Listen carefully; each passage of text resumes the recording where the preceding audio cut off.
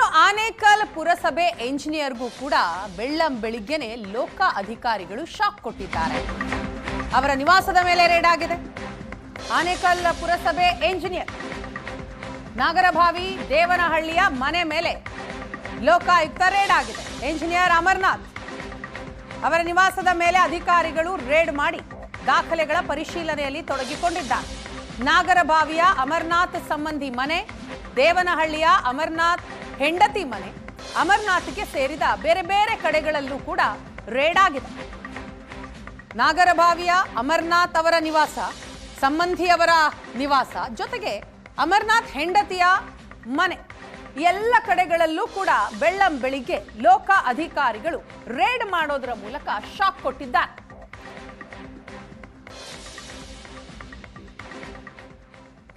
ಇಷ್ಟೇ ಅಲ್ಲ, ಬೆಳಗಾವಿಯಲ್ಲೂ ಕೂಡ ಲೋಕಾಯುಕ್ತ ಅಧಿಕಾರಿಗಳು ರೇಡ್ ಮಾಡಿದ್ದಾರೆ. ಅದು ಮುಖ್ಯ ಎಂಜಿನಿಯರ್ ಮನೆಯ ಮೇಲೆ ರೇಡ್ ಆಗಿದೆ. ಈಗ ದಾಖಲೆಗಳ ಪರಿಶೀಲನೆಯೂ ಕೂಡ ಆಗ್ತಾ ಇದೆಯಂತೆ. ಮನೆಯಲ್ಲಿ ಶೋಧ ಕಾರ್ಯ ಮುಂದುವರೆದಿದೆ. ಮುಖ್ಯ ಎಂಜಿನಿಯರ್ ಅಶೋಕ ವಸಂತ್ ಅವರ ನಿವಾಸದ ಮೇಲೆ ಲೋಕಾಯುಕ್ತ ರೇಡ್ ಮಾಡಿದೆ. ಚಿನ್ನಾಭರಣ, ಬೆಳ್ಳಿ 1.5 ಲಕ್ಷ ರೂಪಾಯಿ ಪತ್ತೆಯಾಗಿದೆಯಂತೆ. ಬೆಳಗಾವಿಯ ರಾಮತೀರ್ಥ ನಗರದಲ್ಲಿರುವಂತಹ ಮನೆ, ಬೆಳಗಾವಿಯ ಮನೆ, ಧಾರವಾಡದ ಕಚೇರಿ ಎರಡರ ಮೇಲೂ ಕೂಡ ರೇಡ್ ಆಗಿದೆ. ಅವರ ಮನೆಯಲ್ಲಿ ಸಿಕ್ಕಂಥದ್ದನ್ನ ನೀವು ನೋಡ್ತಾ ಇದ್ದೀರಿ ದೃಶ್ಯದಲ್ಲಿ. ಬೆಳ್ಳಿ, ಬಂಗಾರ, ಇದರ ಜೊತೆಗೆ 1 ಲಕ್ಷ ರೂಪಾಯಿ ನಗದು.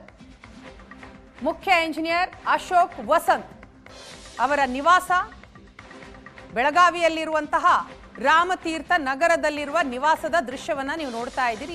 ಇದರ ಜೊತೆಗೆ ಧಾರವಾಡದಲ್ಲಿರುವ ಕಚೇರಿಯ ಮೇಲೂ ಕೂಡ ಲೋಕಾಯುಕ್ತ ಅಧಿಕಾರಿಗಳು ಏಕಕಾಲಕ್ಕೆ ರೇಡ್ ಮಾಡಿದ್ದಾರೆ. ಈ ಬಗ್ಗೆ ಮಾಹಿತಿಯನ್ನ ಕೊಡ್ತಾರೆ ನಮ್ಮ ಪ್ರತಿನಿಧಿ ಅನಿಲ್. ಇದೀಗ ನಮ್ಮ ಜೊತೆ ಫೋನ್ ಸಂಪರ್ಕದಲ್ಲಿದ್ದಾರೆ. ಅನಿಲ್, ಅಶೋಕ್ ಅವರ ನಿವಾಸದ ಮೇಲೆ ರೇಡ್ ಆಗಿರೋದನ್ನ ನಾವು ನೋಡ್ತಾ ಇದ್ದೀವಿ. ಸೊ ಸದ್ಯಕ್ಕೆ ಏನ್ ಇನ್ಫಾರ್ಮೇಶನ್ ಇದೆ, ಏನೇನನ್ನ ಅಧಿಕಾರಿಗಳು ವಶಕ್ಕೆ ಪಡೆದಿದ್ದಾರೆ?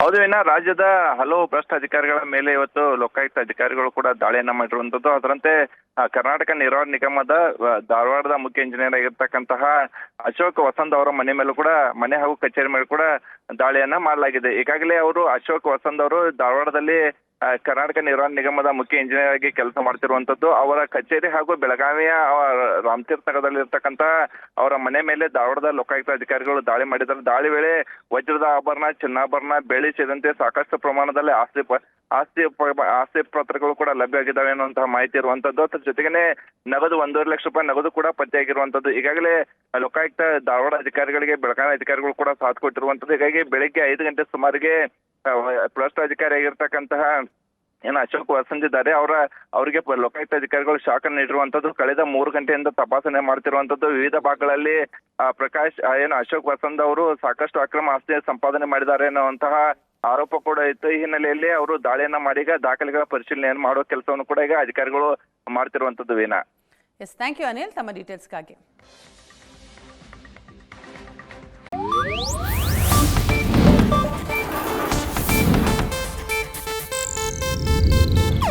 ಇದು ಏಷ್ಯಾನೆಟ್ ನ್ಯೂಸ್ ನೆಟ್ವರ್ಕ್ ಪ್ರಸ್ತುತಿ.